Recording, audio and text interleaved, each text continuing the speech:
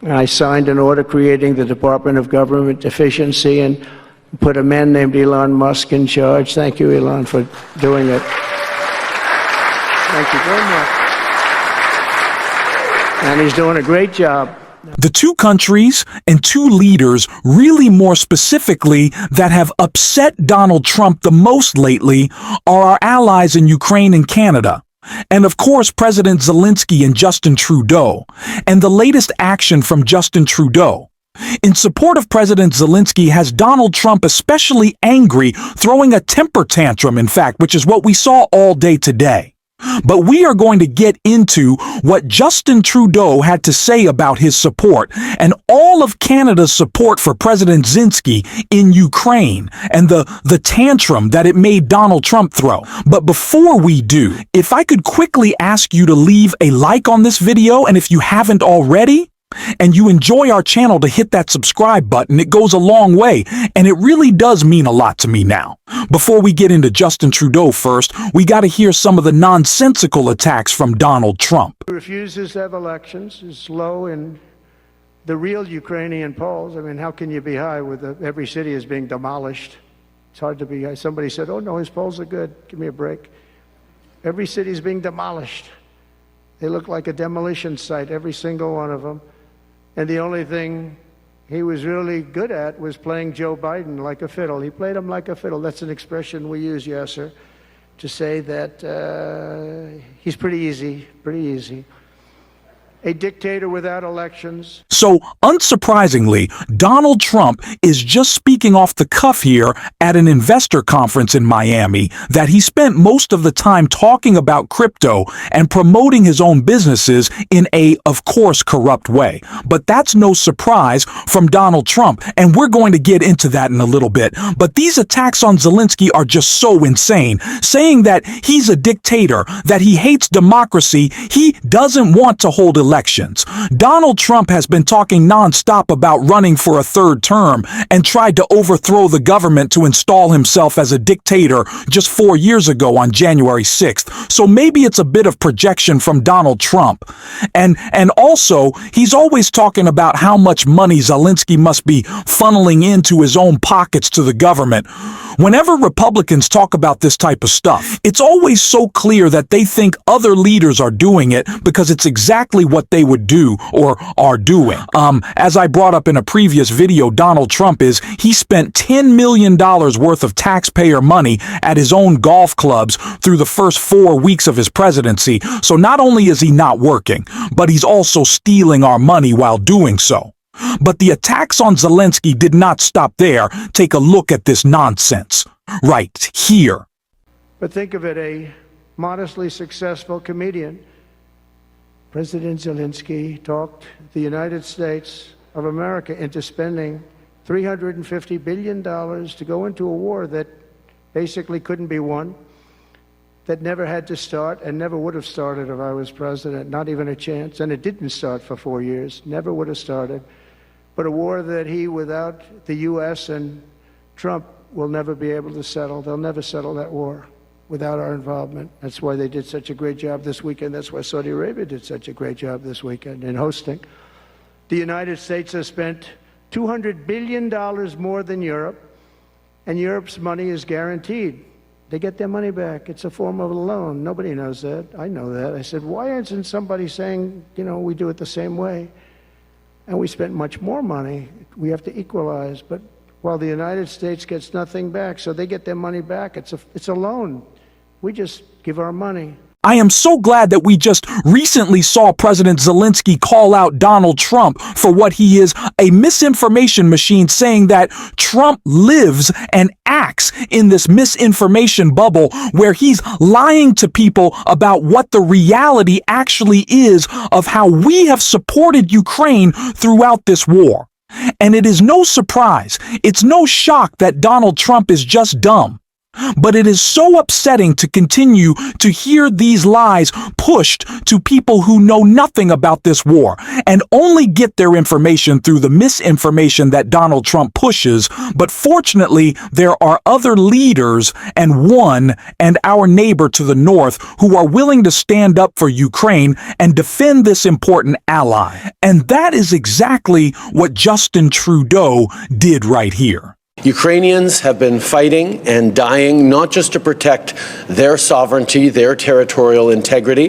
They're also fighting to protect the rules-based order that keeps us all safe around the world and has for close to 80 years now.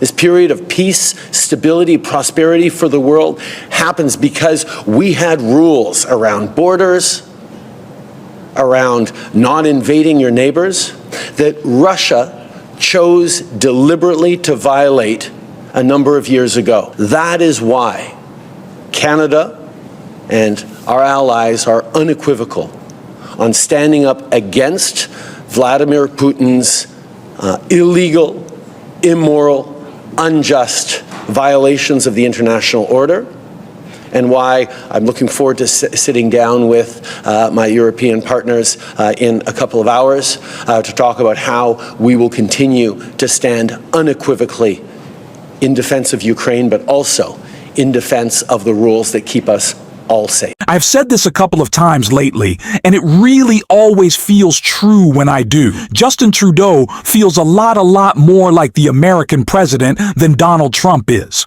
Justin Trudeau lives up to American values in a way that Donald Trump could never even think of. And as I continue to say, when he was talking about retaliatory tariffs, he spoke with more sympathy for Americans in red states who would be affected than Donald Trump ever did. The people who voted for him. He does not care about our allies. He doesn't care about his own supporters. He just cares about, his billionaire buddies and making sure they like him. Speaking of which, making sure Putin likes him, it's a clip of VP Harris during their debate resurfacing, calling out Donald Trump for essentially being willing to give up Ukraine because he thinks Vladimir Putin is his friend because he's that stupid. And it's true. And speaking of Trump being stupid and going back to that speech today, I said we were going to bring up some of his crypto and corruption stuff. Listen to this nonsense right here. War on Bitcoin and crypto, we ended that war totally. That war is over. They were very hostile toward them until the very end, just because there's so many people on Bitcoin and crypto that just before the end, the SEC came out and they were being very nice. I was so nice to people because so many people were being indicted for no reason whatsoever. Very political group of people. That's all they did was they liked indicting people, but they were being indicted, and many of those indictments were dropped just before the election because they said, wait a minute, there's 100 million, 125 million people using this, and they didn't want to have, all these people being voted against. But by the time they did that, it was too late. We had that vote entirely, I think. I think anybody smart that believed in that, and there were a lot of people believing it, anybody that was smart voted for Trump. And they pulled the indictments. And I see people that were indicted, I said, I saved your life. I saved your life. Because if they thought that, they actually thought that I was doing it, they said, why is Trump doing it? Is he doing it for political reasons? I don't do anything for political reasons. I do what's right. I want to be in the forefront of every. It's like I just don't even know how to conceptualize this anymore. His statement is essentially all these people were getting indicted because they were committing these financial crimes. That seems weird. Donald Trump harbors so much resentment that he will take the side of anyone with a similar experience to him. He'll look out for anyone else who's been indicted or any other criminals.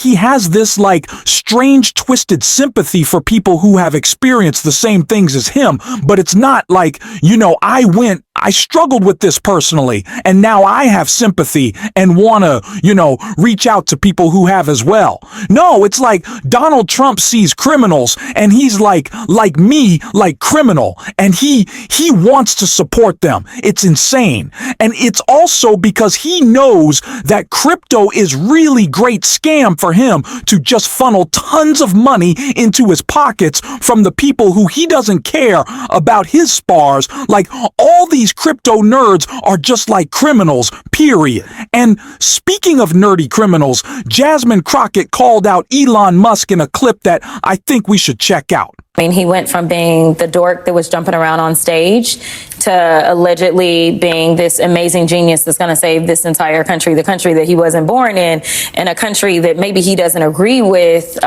idea of a democratic republic, considering the fact that he may have been more so on the side of apartheid. So, like, yeah, I am shocked. And I'm also shocked that MAGA, who is clearly a cult, would allow somebody else to come in and do anything. Now, what we've seen, though, is that Donald Trump's approval ratings still supposedly are kind of either going up or holding while Elon Musk is falling, right? So you've got the pushback of Steve Bannon, like the fact that I agree with him on anything in life. It is the red states who need all of the programs being ripped apart by Elon Musk, and sure, they're good for all Americans, but not all Americans rely on them, like people in red states do. People who voted for Donald Trump voted against their own interests in the name of owning the libs makes it hard to care about people. Like, we want to care. I want to care about you. Like, Trump voters, I want your life to be better. Like, I am flawed in that way. When you make it really difficult at this point, I'm just like, learn your lesson. Learn your lesson. Listen to Jasmine Crockett. That's what we're going to be doing. Be listening to Jasmine Crockett. We're hoping to get her back on the show soon. Stick around for that. And if you want to be sticking around for that, actually, this is a perfect plug. You can hit that subscribe button, can leave a like on this video. And if you're stuck around at the end, you can drop a blue heart in comment. Until next time, I'll see you soon.